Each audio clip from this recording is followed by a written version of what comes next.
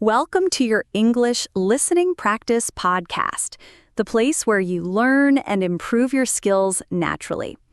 Let's be honest, sometimes learning English can feel overwhelming. It might seem like there's a mountain of vocabulary and complex grammar to climb. It's a big task, we know. But here's a helpful tip. Sounding natural in English isn't just about memorizing thousands of individual words. It's about mastering the common, everyday phrases that native speakers use all the time. You hear them in songs, in conversations, and on TV. These phrases make speech flow smoothly. Using them can help you sound more confident and fluent, even if you're still building your skills. You won't have to construct every sentence word by word.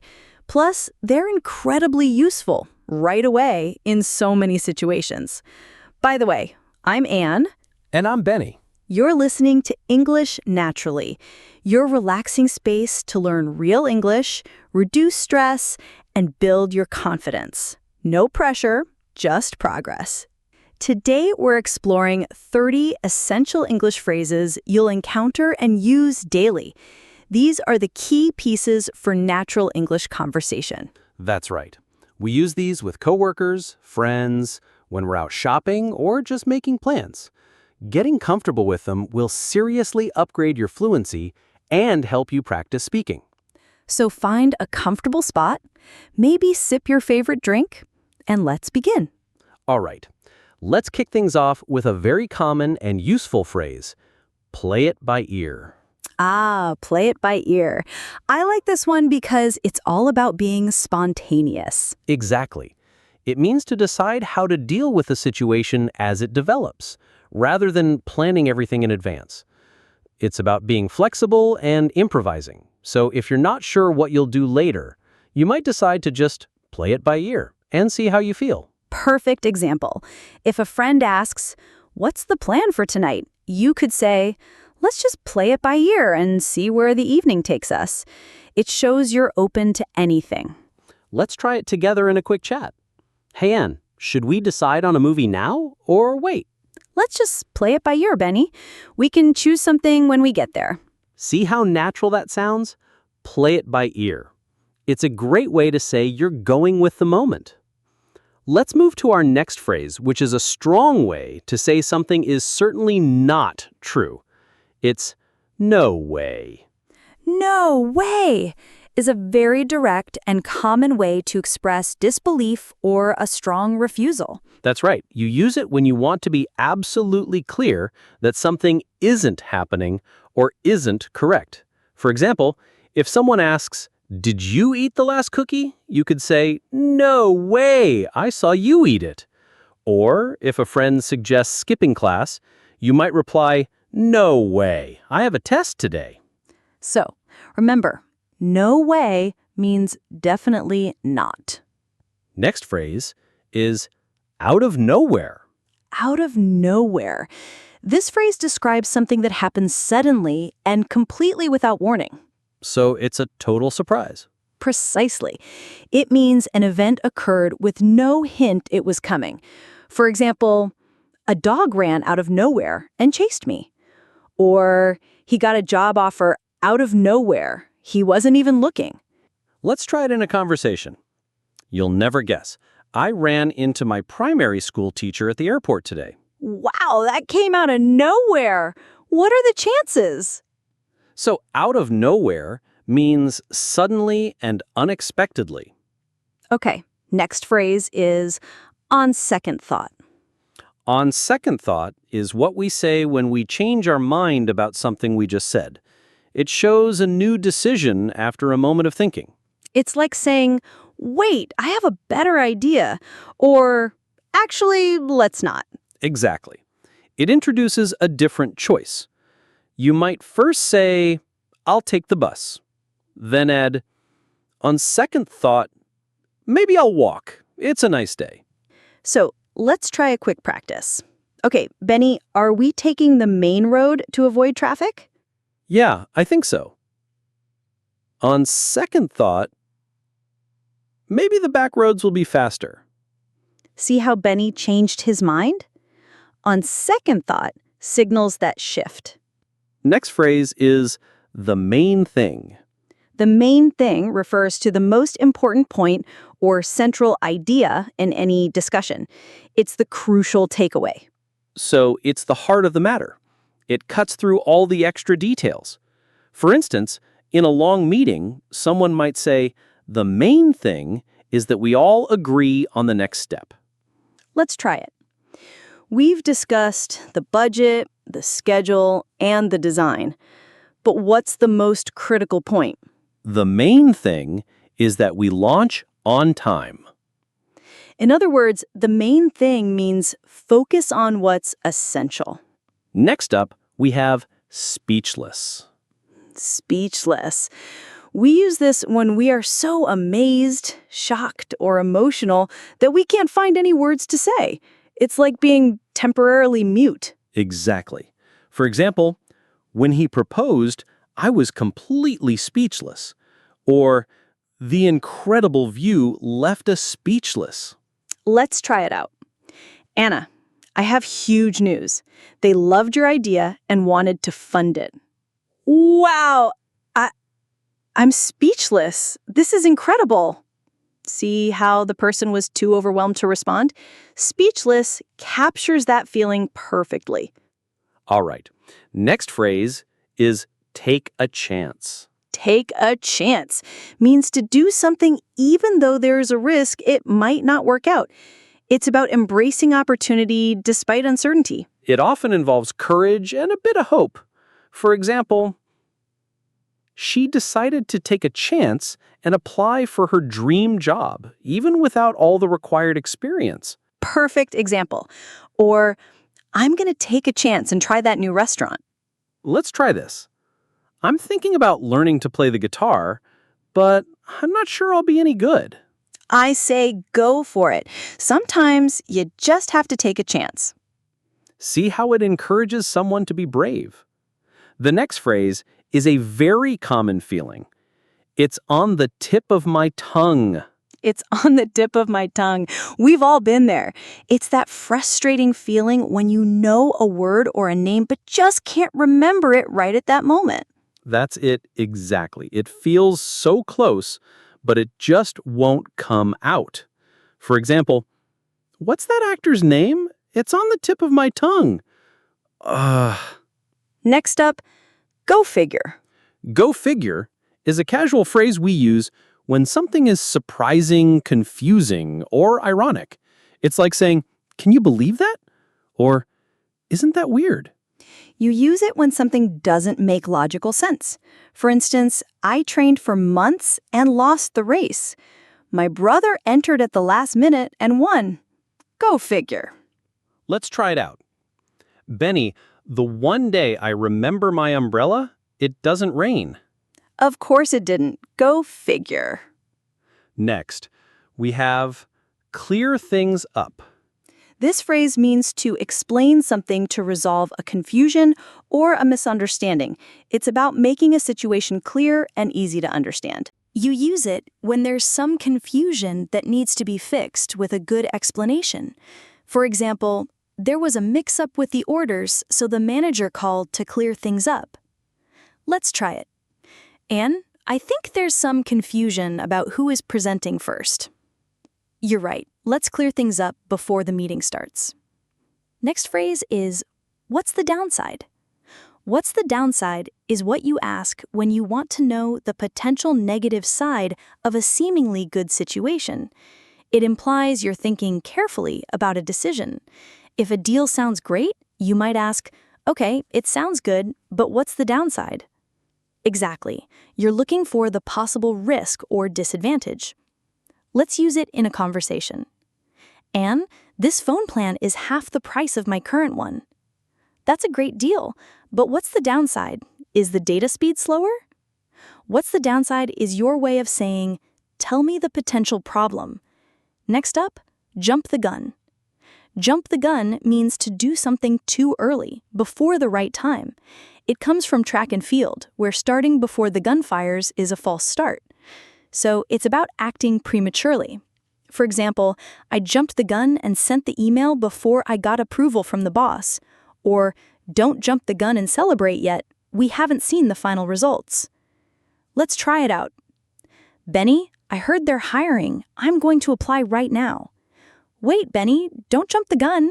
Let's read the full job description first. All right, next phrase. Get this. Get this. This is a casual phrase you use to get someone's attention before you tell them something surprising or interesting. It's like saying, listen to this. You use it to introduce a piece of news or a story. For example, you won't believe what happened. Get this. My boss gave everyone the day off tomorrow. Let's practice. Ben, you are not going to believe the news I just got. Oh, get this then. Tell me. Next phrase, live and learn. Live and learn is a phrase you say after a mistake or experience has taught you something new. It acknowledges that we learn from our experiences. For instance, I didn't back up my computer and lost all my files. Well, live and learn, right? You'll know for next time. Let's use it in a conversation. I trusted that website and my order never arrived. Oh no. Well, live and learn, right? You'll know for next time. Next we have, it's not brain surgery. It's not brain surgery we use to say that something is not very complicated or difficult to do. It means it's much simpler than it seems. It's a way of saying, don't overthink this, it's easy. For example, just follow the recipe. Making pancakes isn't brain surgery. Let's try it out.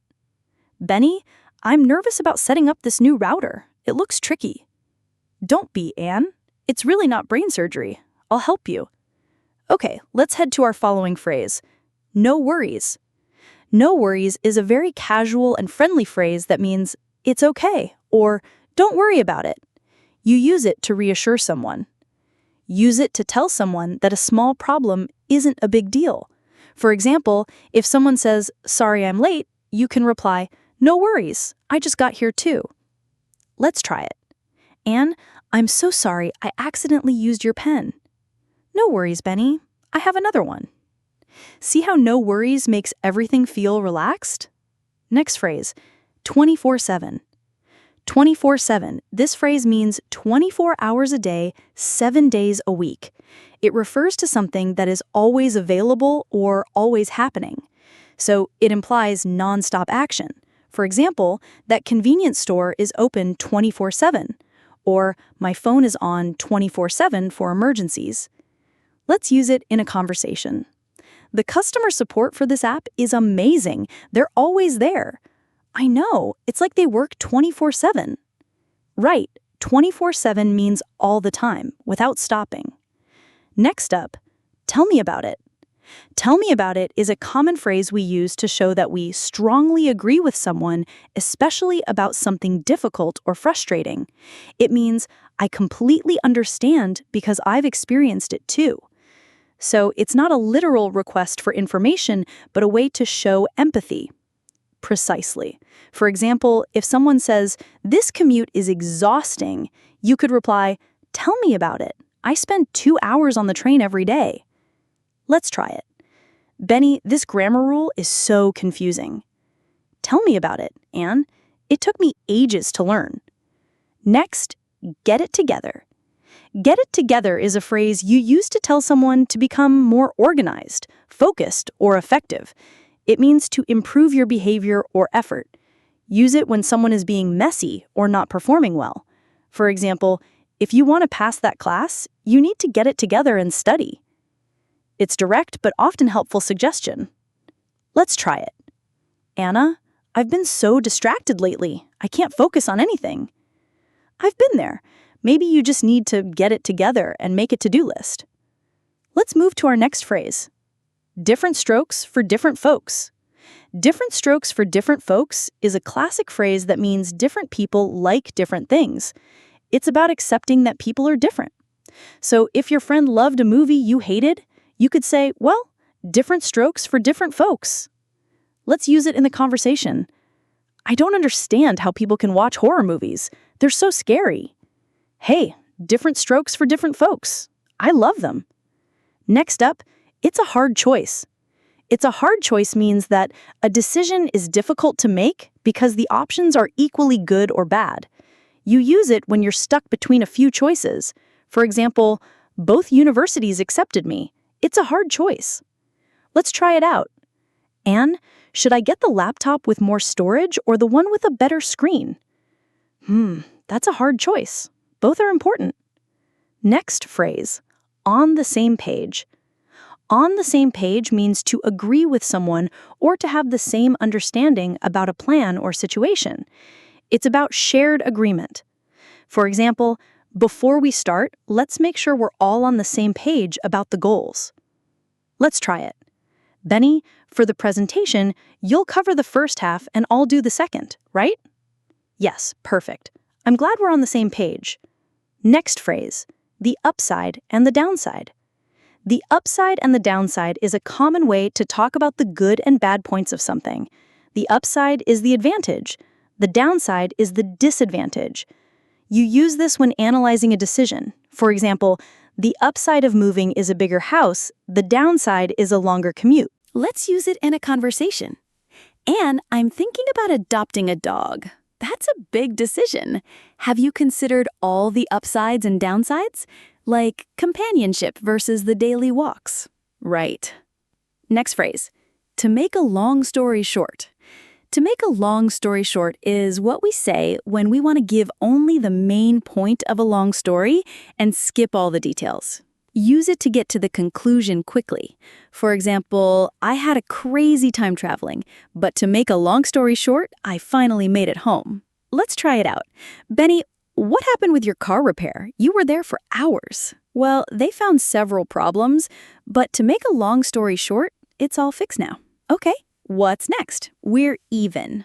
We're even means that no one owes anything to anyone else. It settles a small debt or favor.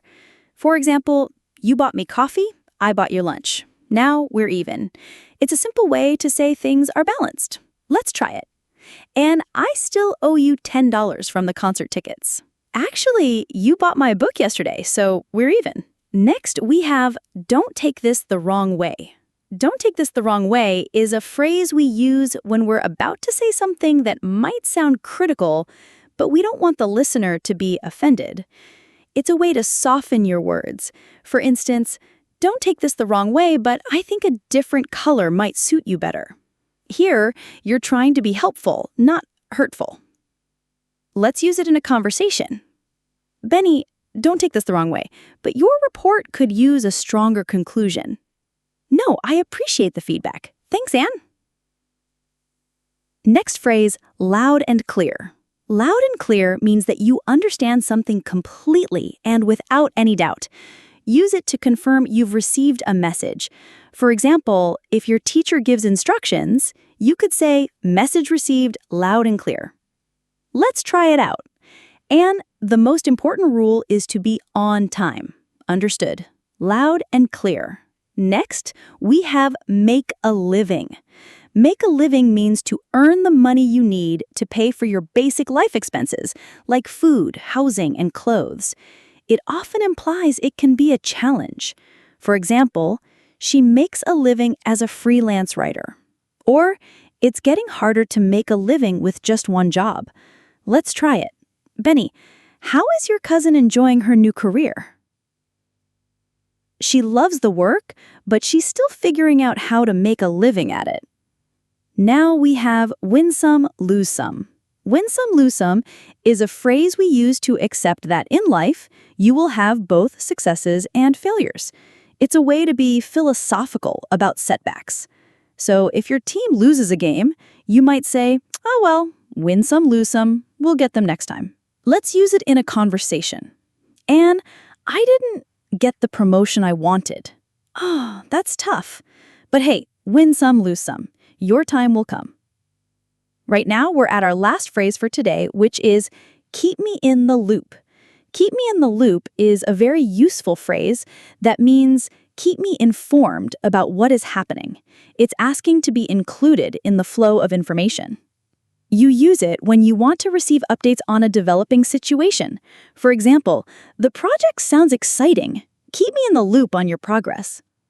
Let's try it out. Benny, are your friends still planning that camping trip?